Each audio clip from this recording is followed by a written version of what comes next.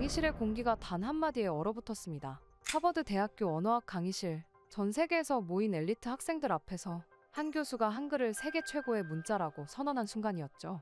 모두가 흥미롭게 수긍하던 그때 뒤편에서 날카로운 목소리가 들려왔습니다. 교수님, 그건 사실이 아닙니다. 그 순간 수백 개의 차가운 시선이 그를 향했습니다.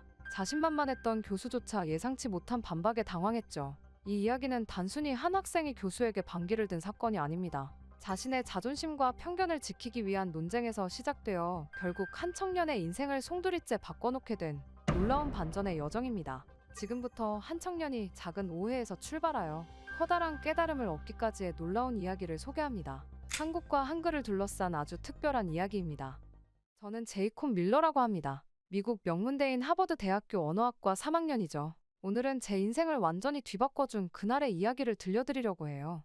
아마 저는 그날의 충격을 평생 잊지 못할 겁니다. 도서관에서 공부하다 스마트폰에 뜬 알림을 본 순간 심장이 빠르게 뛰었어요. 바로 미국 CNN에서 훈민정음 특집 다큐멘터리가 방영된다는 기사였죠. 언어학에 푹 빠져 살던 저에게는 놓칠 수 없는 소식이었어요. 물론 그때는 이 다큐멘터리가 미국 전역을 뒤흔들고 제 인생까지 바꿔놓을 거라곤 상상조차 못했습니다. 방송 당일 저는 룸메이트와 함께 TV 앞에 바짝 긴장한 채로 앉았어요. 지금까지 우리가 알던 문자의 역사가 바뀔지도 모른다. 라는 진행자의 첫 멘트에 저는 숨을 크게 들이마셨습니다. 화면에는 한글 자모가 살아있는 유기체처럼 움직이며 결합하는 모습이 펼쳐졌습니다. 각 자음과 모음이 발음기관을 형상화했다는 설명에 저는 입을 다물지 못했어요. 심지어 노벨 문학상 수상자의 감격스러운 극찬도 이어졌죠. 그 순간에는 숨쉬는 것조차 잊었습니다. 그날 이후 미국은 한글 열풍에 휩싸였어요. 소셜미디어에서는 한글 해시태그가 상위권을 장악했고 유명인들의 한글 배우기 영상이 쏟아졌습니다. 캠퍼스 곳곳에서도 학생들이 한글을 써보는 모습을 목격할 수 있었죠. 그러다 결국 이 열풍은 수업으로도 번졌습니다. 월요일, 저는 평소보다 일찍 하버드 언어학 강의실에 도착했어요. 벌써 많은 학생들이 한글에 대해 열띤 토론을 나누고 있었죠. 공기 중에 흥분감이 감돌았습니다. 그때 파울로 교수님은 눈빛이 반짝이며 들어오셨어요. 여러분, 오늘은 요즘 핫한 세계 최고의 문자 한글에 대해 이야기해보겠습니다. 교수님의 선언의 강의실은 긴장감으로 가득 찼습니다. 그런데 뒤쪽에서 차가운 목소리가 들려왔어요. 과장된 다큐멘터리일 뿐입니다. 일본인 유학생 나카무라 타케시였습니다. 그의 목소리에는 분명한 적대감이 묻어 있었죠. 파울러 교수님은 오히려 미소를 지으셨습니다. 좋은 지적입니다. 나카무라 군. 오늘 우리는 객관적 사실을 바탕으로 한글이 정말 최고의 문자인지 살펴보려 합니다. 교수님의 침착한 목소리에 저는 등줄기로 전율이 흐르는 것을 느꼈어요. 가슴이 두근거리고 입안이 마르는 걸 느꼈습니다. 한글을 둘러싼 이 열기가 제 인생을 완전히 바꿔놓을 첫 계기가 될 줄은 예상하지 못했죠. 그렇게 파울러 교수님이 한글에 대한 수업을 시작하시자마자 나카무라는 다시 한번 참지 못하고 한글이 과대평가된 문자라고 단호하게 주장했어요. 그의 목소리에는 분노와 경멸이 섞여 있었습니다. 강의실 전체가 순식간에 얼어붙었죠. 손끝이 미세하게 떨리는 것을 보니 단순한 학문적 반박이 아니라는 것을 직감했습니다. 저는 놀라움에 눈을 깜빡였죠. 수업 중 이런 격한 반응은 처음 보는 일이었어요. 그는 히라가나와 가타카나는 7세기에 이미 완성되었지만 한글은 15세기에야 만들어졌다고 강조했죠. 일본 문자의 역사적 우월성을 주장하는 그의 목소리는 점점 더 높아졌어요. 강의실의 공기는 무거워졌습니다. 하지만 나카무라는 멈추지 않았어요. 일본 문자는 자연스러운 발전 과정을 거쳤지만 한글은 인위적으로 만들어낸 것에 불과하다고 말했죠. 그의 주장에 긴장감이 최고조로 올라갔습니다. 저는 평소 한국에 관심이 없었어요. 솔직히 언어학 수업도 필수 과목이어서 듣고 있을 뿐이었죠. 하지만 나카무라의 얼굴에 번진 분노와 적대감을 보며 제 안에서 이상한 감정이 일어나는 것을 느꼈습니다. 저는 왜 그가 이토록 격렬하게 반응하는지 이해할 수 없었어요. 오히려 그의 과격한 반응이 저의 호기심을 자극했습니다. 다른 학생들은 불편한 기색을 감추지 못했죠. 몇몇은 눈을 내리깔았고 어떤 학생들은 당혹스러운 표정으로 서로를 바라보았어요. 파울러 교수님은 침착하게 나카무라의 주장을 들으셨습니다. 그 순간 저도 모르게 제 손이 올라가고 있었죠. 평소 수업 시간에 발언하는 경우가 거의 없었는데 이번엔 달랐어요. 내 안에서 솟아오르는 의문을 참을 수 없었습니다. 모든 학생들의 시선이 이제 저에게 쏠렸죠. 저는 문자의 가치를 단순히 역사적 우선순위로만 판단하는 것은 공정하지 않을 수 있다고 말했어요. 제 목소리는 조용했지만 단호했습니다. 저 자신도 놀랐죠. 평소에는 이런 논쟁에 끼어든 적이 없었어요. 그런데 나카무라의 얼굴에 번지는 분노를 보며 한글에 대한 강한 호기심이 제 안에서 일어났습니다. 그러자 나카무라는 제게 날카로운 시선을 던졌어요. 그의 입술이 경멸을 담아 비틀어졌습니다. 순간 저는 가슴이 빠르게 뛰는 것을 느꼈습니다. 이전에는 전혀 관심이 없던 주제였는데 지금은 강렬한 의문이 떠올랐죠. 한글이 정말 그의 말처럼 열등한 문자일까? 왜 그는 이토록 감정적으로 반응하는 걸까? 이 질문들이 제 머릿속에서 소용돌이 쳤어요. 저는 객관적인 기준으로 두 문자를 비교해봐야 한다고 제안했습니다. 제 말에 나카무라의 얼굴이 더욱 붉어졌죠. 그의 손이 책상을 꽉 움켜쥐었어요. 강의실의 긴장감이 최고조에 달했습니다. 나카무라와 저희 시선이 공중에서 마주쳤죠. 그의 눈에는 적대감과 도전이 가득했어요. 저는 이전에 느껴보지 못한 지적 호기심이 일어나는 것을 느꼈습니다. 그렇게 저는 평소 관심도 없던 한글에 대한 논쟁에 적극적으로 참여하게 되었죠. 그날 이후 나카무라의 한글에 대한 비판은 강의 내내 더욱 강렬해졌습니다. 다음 수업 시간 그는 준비해온 일본 서적들을 꺼내며 더욱 구체적인 근거로 히라가나의 우수성을 주장했어요. 그의 얼굴은 평소보다 더 긴장되어 있었고 목소리에는 감정이 실려 있었죠. 나카무라는 역사적 맥락에서도 일본 문자가 훨씬 우월하다고 주장했습니다. 한글은 단순히 서구 학자들의 과장된 평가를 받고 있을 뿐이라고 말했어요. 그의 목소리는 전보다 더 높아졌고 표현은 점점 더 극단적이 되어갔습니다. 그는 한글의 역사적 가치와 세계적 위상에 대해 신랄하게 비판했죠. 한국인 유학생들은 불쾌감을 감추지 못했고 다른 학생들도 불편한 기색이 역력했어요. 한 학생이 조심스럽게 의견을 제시했지만 나카무라는 단호하게 그의 말을 끊었습니다. 그는 자신의 주장을 굽히지 않았고 오히려 더 완강해졌어요. 그의 눈에는 단순한 학문적 토론을 넘어선 깊은 자존심이 걸린 듯한 빛이 있었죠. 저는 평소와 달리 이 논쟁에 점점 더 빠져들고 있었어요. 한국이나 한글에 관심이 없었던 제가 왜 이토록 열중하게 되었는지 저 자신도 이해할 수 없었죠. 하지만 나카무라의 과도한 반응을 보면서 오히려 한글에 대한 호기심이 점점 커져갔습니다. 강의 중반 저는 다시 손을 들었어요. 평소에 제가 아니었습니다. 조용히 수업만 듣던 제가 적극적으로 발언권을 요청하는 것이 스스로도 낯설게 느껴졌죠. 저는 한글의 디자인적 우수성은 현대 문자학에서도 인정받고 있다고 말했습니다. 단순히 역사적 서열로 문자의 가치를 판단하는 것은 객관적이지 않을 수 있다고 덧붙였어요. 제 말에 나카무라의 얼굴이 불그락푸르락 변했죠. 그는 즉시 반박했고 우리의 논쟁은 점점 더 첨예해졌습니다. 다른 학생들은 이제 우리 둘의 대립에 완전히 빠져들었어요. 몇몇은 제 의견에 고개를 끄덕였고 다른 몇몇은 나카무라의 주장에 동조했죠. 파울로 교수님은 이 모든 상황을 관심 있게 지켜보셨어요. 그의 눈빛에는 이 논쟁을 의도적으로 지켜보는 듯한 표정이 있었죠. 강의가 끝나갈 무렵 교수님은 문득 흥미로운 제안을 하셨습니다. 교수님은 이런 논쟁은 실제 경험을 통해 더 깊은 이해를 얻을 수 있다고 말씀하셨어요. 마침 다음 달에 한국 문화 교류 프로그램이 시작되니 직접 한국에 가서 한글의 실제 사용 환경과 문화적 맥락을 경험해보자고 제안하셨죠.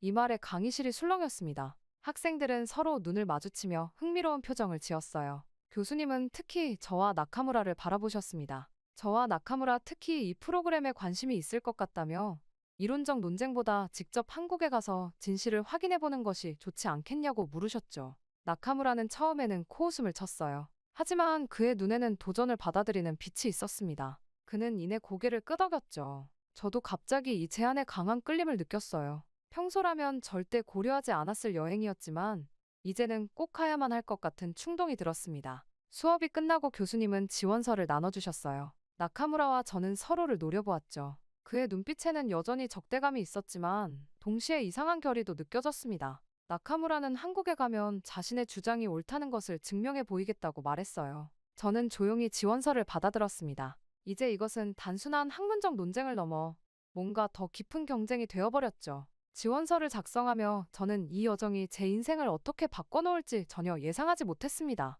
그렇게 지원서를 제출하고 몇 주 후 저는 인천국제공항에 발을 디뎠습니다. 비행기에서 내려 터미널로 향하는 동안 이상한 긴장감이 몸을 감쌌어요. 솔직히 말하면 한국에 대한 특별한 기대감은 없었죠. 단지 나카무라와의 논쟁에서 비롯된 호기심과 승부욕만이 저를 이곳까지 이끌었습니다. 터미널 입구에 들어서자마자 저는 걸음을 멈췄어요. 벽면 가득 한글로 된 안내판들이 시야에 들어왔습니다. 출구, 화장실, 환전소, 택시 승강장. 모든 것이 한글로 적혀 있었고 그 아래 작은 영어 표기가 있었죠. 수업 시간에 보았던 한글이 이제 실제 환경에서 살아 숨쉬고 있었습니다. 입국 심사대로 향하는 동안 저는 계속해서 주변의 한글 표지판들을 바라보았어요. 나카무라의 비판과는 달리 한글은 의외로 시각적으로 정돈되고 체계적인 느낌을 주었죠. 각 글자가 하나의 사각형 안에 균형 있게 배치된 모습이 인상적이었습니다. 불현듯 제 안에서 작은 흥미가 솟아오르는 것을 느꼈어요. 입국 심사를 마치고 수화물을 찾은 후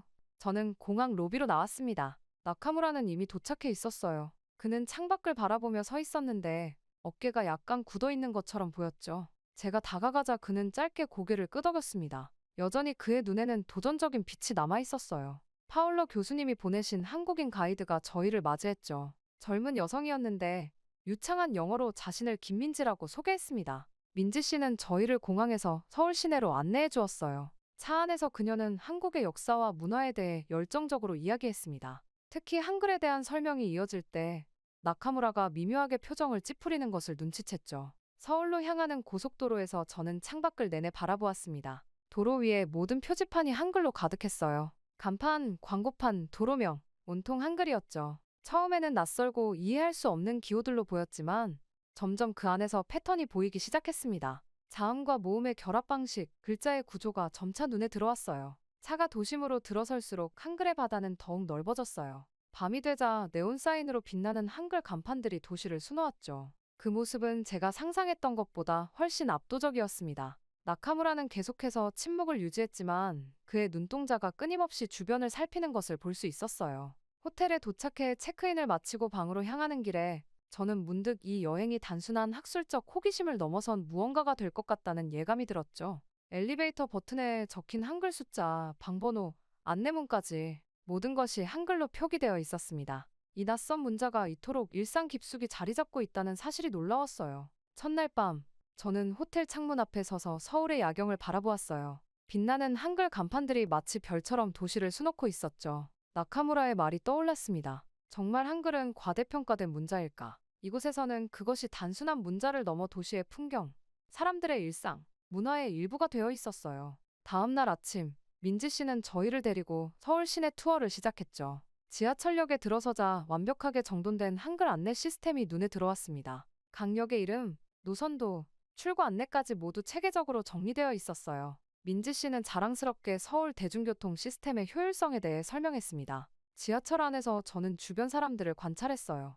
젊은이들부터 노인들까지 모두가 스마트폰이나 책을 보고 있었죠. 그 화면과 페이지 위에 적힌 한글이 눈에 띄었습니다. 그들에게 한글은 특별한 것이 아닌 숨쉬는 것처럼 자연스러운 일상이었어요. 그 순간 저는 문자가 단순한 기호가 아니라 사람들의 삶과 직결된 것임을 깨달았습니다. 광화문 광장에 도착했을 때 세종대왕 동상이 저희를 맞이했어요. 민지 씨는 세종대왕과 한글 창제의 역사에 대해 설명했죠. 그녀의 목소리에는 자부심이 가득했습니다. 나카무라는 여전히 회의적인 표정이었지만 저는 점점 더 이 문자와 그 배경에 흥미를 느끼기 시작했어요. 특히 백성을 위해 문자를 만들었다는 이야기가 제 마음을 움직였습니다. 세종대왕 동상 앞에서의 경험 이후 저희의 다음 목적지는 서울 근교의 한 초등학교였습니다. 학교로 향하는 차 안에서 저는 세종대왕이 백성들을 위해 문자를 만들었다는 이야기가 계속해서 머릿속을 맴돌았어요. 정문에 도착하자 경쾌한 아이들의 웃음소리가 들려왔죠. 교장 선생님이 저희를 1학년 교실로 안내했습니다.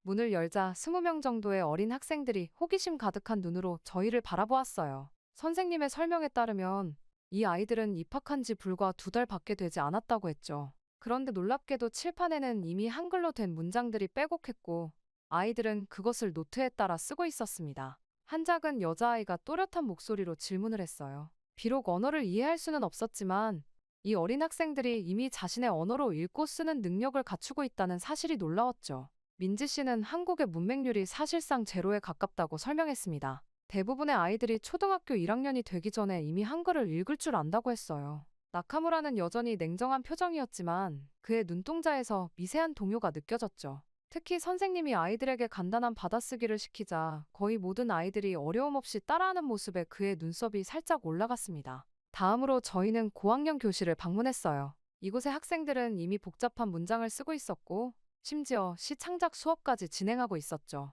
선생님은 저희에게 학생들의 작품집을 보여주셨습니다. 민지 씨가 몇 편을 번역해 주었는데 그 내용의 깊이와 표현력에 저는 다시 한번 놀랐어요. 휴식 시간에 저는 학교 도서관을 둘러보았죠. 책장마다 다양한 종류의 책들이 가득했습니다. 민지 씨의 설명에 따르면 한국 학생들의 독서율은 매우 높다고 했어요. 이것 역시 한글의 접근성 덕분이라고 했습니다. 행사가 끝난 후 교장 선생님은 저희에게 한국의 교육 통계 자료를 보여주셨어요. 문맹률이 사실상 0%에 가깝다는 것, 그리고 한글은 몇 주 만에 기본을 습득할 수 있다는 사실이 놀라웠죠. 학교를 나오면서 저는 깊은 감동을 느꼈습니다. 미국에서 문해력 문제로 고군분투하는 학생들을 떠올리며 문자 체계의 차이가 이토록 큰 결과를 만들어낼 수 있다는 사실이 저를 충격에 빠뜨렸어요. 민지 씨는 한글이 얼마나 배우기 쉬운지 직접 경험해보라며 저희에게 간단한 한글 학습지를 건네주었어요. 호텔로 돌아가는 차 안에서 나카무라도 마지못해 학습지를 받아들었지만 그의 눈빛은 달라져 있었죠. 그의 완고함에 미세한 균열이 생긴 것 같았습니다. 한국 학생들의 밝은 얼굴과 자신감 넘치는 모습이 계속해서 제 머릿속에 떠올랐어요. 그날의 초등학교에서의 경험이 제 마음속에 강한 인상을 남긴 후 다음날 저희는 국립한글박물관을 방문했습니다.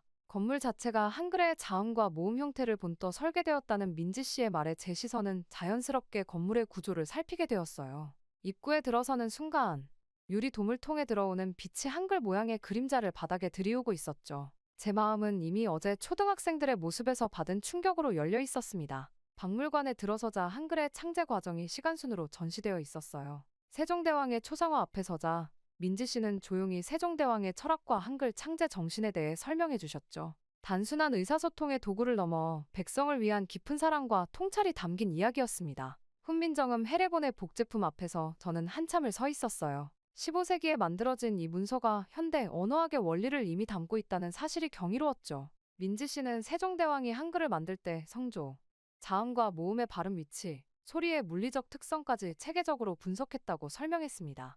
이것은 단순한 글자 만들기가 아닌 과학적 접근이었어요. 특히 마음을 울린 것은 세종대왕의 애민 정신이었습니다. 그는 양반들의 반대에도 불구하고 일반 백성들이 쉽게 배울 수 있는 문자를 만들고자 했다는 이야기였죠. 민지 씨는 훈민정음 서문을 번역해 읽어주었어요. 백성을 가엾이 여겨 문자를 만든다. 는 구절이 제 가슴을 깊이 울렸습니다. 나카무라는 여전히 조용했지만 그의 표정에서 무언가 변화가 느껴졌어요. 그도 세종대왕의 철학적 깊이에 감명받은 듯했죠. 저는 문득 언어가 단순한 의사소통의 도구가 아니라 민족의 정신과 철학이 담긴 그릇이라는 것을 깨달았습니다. 관람을 계속하면서 저는 한글이 겪은 시련의 역사에 대해서도 알게 되었어요. 한글이 만들어진 후에도 오랫동안 양반 계층의 저항으로 널리 사용되지 못했고 일제강점기에는 사용이 금지되기도 했다는 사실이 충격적이었죠. 그럼에도 불구하고 한글이 살아남아 이토록 완벽한 형태로 현대에 이어져 온 것은 민족의 끈질긴 의지가 있었기 때문이라는 민지 씨의 말씀이 가슴에 와닿았습니다. 그렇게 박물관을 나선 후 민지 씨는 저희를 독립기념관으로 안내했습니다. 차 안에서 그녀는 이제 한글이 어떤 역경을 통과해 살아남았는지 더 깊이 이해할 수 있을 거라고 말했어요. 창밖으로 보이는 풍경이 도심에서 조금씩 벗어나며 제 마음속에는 한글에 대한 복잡한 감정이 자리 잡고 있었죠. 독립기념관 입구에 들어서자 거대한 태극기가 바람에 펄럭이고 있었습니다. 민지 씨는 저희를 일제강점기 전시관으로 안내했어요. 그곳에 들어서는 순간 전시된 흑백 사진들이 제 마음을 무겁게 짓눌렀죠. 일본이 한국을 식민 지배하던 시절 한글 사용이 금지되었던 역사가 고스란히 담겨 있었습니다. 민지 씨는 일제가 한글을 없애려 했던 이유를 설명했어요. 민족 정신을 약화시키고 완전한 동화를 이루기 위한 전략이었다고 했죠. 사진 속에는 한글 서적을 불태우는 장면, 한글 간판을 철거하는 모습이 담겨 있었습니다. 그 모습을 보며 저는 숨이 막히는 느낌이었어요. 나카무라의 얼굴은 굳어져 있었죠. 그는 이전과 달리 침묵 속에서 전시물을 바라보고 있었습니다. 그의 표정에서 내적 갈등이 느껴졌어요. 민지 씨는 우리의 분위기를 느꼈는지 조용히 다음 전시실로 안내했죠. 그곳에는 한글을 지키기 위해 목숨을 걸었던 사람들의 이야기가 전시되어 있었습니다. 몰래 한글 교육을 이어간 야학 교사들, 일본어 강요에 저항한 학생들, 비밀리에 한글 신문을 발행했던 언론인들의 사진과 유품이 전시되어 있었어요. 그들의 용기와 헌신이 담긴 눈빛이 제 가슴을 뜨겁게 달궜죠. 특히 인상적이었던 것은 조선어학회 사건에 관한 전시였어요. 한글 학자들이 비밀리에 한글 사전을 편찬하다가 발각되어 투옥되고 고문당한 역사였죠. 그들 중 몇몇은 감옥에서 생을 마감했지만 그럼에도 포기하지 않고 한글 연구를 이어갔다는 사실이 충격적이었습니다. 민지 씨는 한글이 살아남은 것은 이런 사람들의 희생과 열정 덕분이라고 말했어요. 그들에게 한글은 단순한 문자가 아니라 민족의 혼이자 정체성의 상징이었다고 했죠. 그 말을 들으며 저는 문자가 가진 힘에 대해 깊이 생각하게 되었습니다. 한국전쟁 시기의 전시물 앞에서 민지 씨는 전쟁 중에도 한글 교육이 계속되었다고 설명했어요. 피난민 캠프에서도 전선 근처의 임시 학교에서도 아이들은 한글을 배웠다고 했죠. 폐허 속에서도 글을 가르치는 교사와 배우는 아이들의 사진이 제 눈시울을 뜨겁게 했습니다. 전시관을 나오면서 저는 문자가 단순히 소통의 도구가 아니라 한민족의 역사와 정신을 담는 그릇임을 깊이 깨달았어요. 그것은 하버드 강의실에서는 결코 배울 수 없었던 진실이었죠. 나카무라도 말없이 깊은 생각에 잠겨 있었습니다. 그렇게 독립기념관 방문 후 저희의 한국 여정은 서서히 마무리를 향해 가고 있었습니다. 마지막 날 아침, 호텔방 창가에 서서 서울의 풍경을 바라보며 지난 며칠간의 경험을 되새겨 보았어요. 이제 제 눈에 비치는 도시의 한글 간판들은 처음 도착했을 때와는 완전히 다른 의미로 다가왔습니다. 그것은 이제 낯선 기호가 아니라 감동적인 역사와 철학이 담긴 살아있는 유산이었죠. 짐을 정리하면서 저는 책상 위에 놓인 한글 학습지를 집어들었어요. 일주일 전만 해도 관심 없던 이 문자가 이제는 저에게 특별한 의미를 갖게 되었다는 사실이 신기했습니다. 제 손가락이 자음과 모음을 따라 그리는 동안 초등학생들의 밝은 얼굴과 독립기념관에서 본 항거자들의 모습이 번갈아 떠올랐죠. 로비에서 나카무라를 만났을 때 그의 얼굴은 처음 한국에 도착했을 때와는 확연히 달라져 있었습니다. 강한 적대감과 경멸은 사라지고 대신 깊은 생각에 잠긴 듯한 차분함이 느껴졌어요. 그도 저처럼 이 여정을 통해 무언가 중요한 것을 깨달은 듯했죠. 공항으로 가는 길, 민지 씨는 저희에게 마지막 선물로 각각 한글로 이름이 새겨진 책갈피를 건네주었습니다. 투명한 책갈피 속에는 한글로 쓰인 제이콥과 나카무라의 이름이 아름답게 새겨져 있었어요. 그 순간 저는 가슴속에서 뭔가 따뜻한 감정이 솟아오르는 것을 느꼈죠. 비행기를 기다리며 공항 라운지에 앉아있을 때 나카무라가 처음으로 자발적으로 입을 열었습니다. 그는 이번 여행을 통해 많은 것을 생각하게 되었다고 조용히 말했어요. 그의 목소리에는 더 이상 적대감이 없었고 대신 진지함이 깃들어 있었죠. 저 역시 이 여정이 단순한 학술적 견학을 넘어 제 인생의 중요한 전환점이 되었음을 느꼈습니다. 영국으로 돌아가는 비행기 안에서 저는 창밖의 구름을 바라보며 이 모든 경험을 정리해 보았어요. 한글은 단순한 문자가 아니라 한 나라의 역사와 정신, 그리고 무수한 사람들의 삶과 희생이 담긴 문화적 유산이라는 것을 이제는 확실히 알게 되었죠. 저는 이 깨달음을 하버드의 학생들에게도 전하고 싶다는 생각이 들었습니다. 하버드로 돌아온 첫날, 저는 파울러 교수님을 찾아가 한국에서의 경험을 상세히 보고 드렸어요. 교수님은 미소를 지으며 다음 수업에서 제 경험을 발표해보는 게 어떻겠냐고 제안하셨죠. 그 제안에 저는 기쁘게 동의했습니다. 다음 언어학 수업 시간, 저는 떨리는 마음으로 강단에 섰어요. 강의실에는 예전보다 더 많은 학생들이 모여 있었고, 나카무라도 뒷자리에 조용히 앉아 있었죠. 저는 깊은 숨을 들이마시고 한국에서의 경험을 이야기하기 시작했습니다. 저는 한글의 진정한 위대함은 문자 자체가 아니라 그것을 창제한 세종대왕의 철학과 그것을 지켜온 사람들의 역사와 정신이라고 말했어요. 제 발표를 마쳤을 때 강의실에는 깊은 침묵이 흘렀습니다. 그리고 이어서 뜨거운 박수 소리가 터져나왔죠. 학생들의 눈빛에서 저는 한글에 대한 새로운 관심과 존경심을 발견할 수 있었습니다. 가장 놀라운 일은 나카무라가 제일 먼저 일어나 박수를 쳤다는 것이었어요. 수업이 끝난 후 그는 저에게 다가왔습니다. 나카무라는 한국에서의 경험이 자신의 관점을 완전히 바꿔놓았다고 말했어요. 이제 그는 한글과 한국 문화에 대한 연구를 계속하고 싶다고 했죠. 저도 같은 마음이었습니다. 그렇게 저희는 함께 한글 연구를 이어가기로 약속했어요.